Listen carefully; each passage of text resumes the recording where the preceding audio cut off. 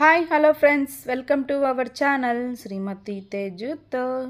ఈరోజు మరొక సూపర్ రెసిపీతో మీ ముందుకు వచ్చేసాను. ఆ రెసిపీ ఏంటంటే, పెద్దవాళ్ళందరూ ఎంత కష్టంగా ఆపినా పిల్లలందరూ ఎంతో ఇష్టంగా కావాలనుకునే కురుకురే. ఇది చాలా ఈజీగా ఇంట్లోనే చేసేయచ్చండి. సో ఇంకా లేట్ చేయకోకుండా తయారీ విధానం, కావాల్సిన పదార్థాలు చూసేద్దాం.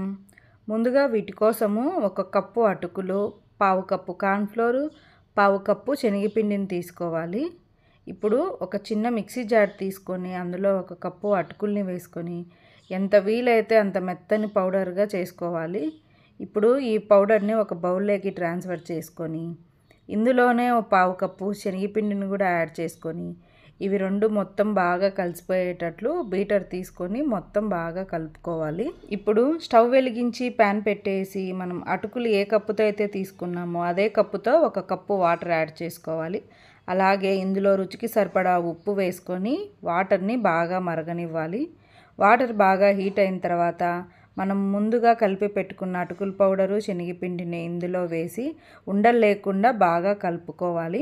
ఇది తొందరగా గట్టి పడిపోతుంది కాబట్టి ఉండలు లేకోకుండా పక్కనే ఉండి జాగ్రత్తగా కలుపుకోండి. వీడియోలో నేను చూపించిన కన్సిస్టెన్సీ వచ్చిన తర్వాత స్టవ్ ఆపేసి మూత పెట్టేసి 10 నుంచి 15 నిమిషాల పాటు దాన్ని అలాగే వదిలేయాలి. 15 నిమిషాల తర్వాత దీన్ని వేరే బౌల్లోకి ట్రాన్స్ఫర్ చేసుకొని ఇప్పుడు ఇందులోనే పావు కప్పు కార్న్ఫ్లోరు, అలాగే 1 స్పూన్ ఆయిల్ వేసుకొని ఇవన్నీ మొత్తం కలిసిపోయేటట్లు చేతితో బాగా కలుపుకోండి. కుర్కురేలు, లేసులు తినొద్దని మనం ఎంతగా మొత్తుకొని అరిచి చెప్పినా పిల్లలు మన మాట వినరు కదా. సో వాళ్ళు ఎటు మన మాట వినరు కాబట్టి మనకు తోచిన విధంగా, వాళ్ళకు నచ్చే విధంగా ఇంట్లోనే మనం చేసి పెడితే పిల్లలకు నచ్చినవి చేసి పెట్టిన సాటిస్ఫాక్షన్ మనకు ఉంటుంది. పిల్లలు బయట ఫుడ్ తినడము చాలా వరకు తగ్గిస్తారు.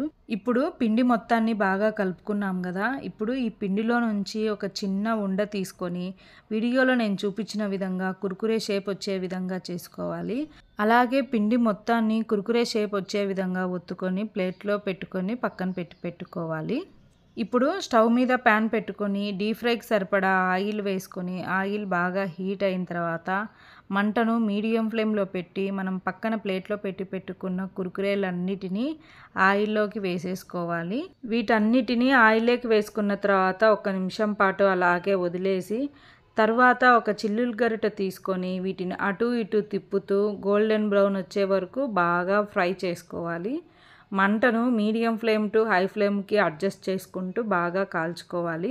ఇలాగే మొత్తం కుర్కురేలన్నిటినీ ఆయిల్లో వేసుకొని బాగా డీప్ ఫ్రై చేసుకొని వీటన్నిటినీ ఒక బౌల్లోకి ట్రాన్స్ఫర్ చేసుకోవాలి. ఇప్పుడు ఇందులోనే రుచికి సరిపడా ఉప్పు, 1 teaspoon chaat masala, 1/2 teaspoon dry mango powder, అలాగే 1.5 టీ స్పూన్ కారం యాడ్ చేసుకోవాలి.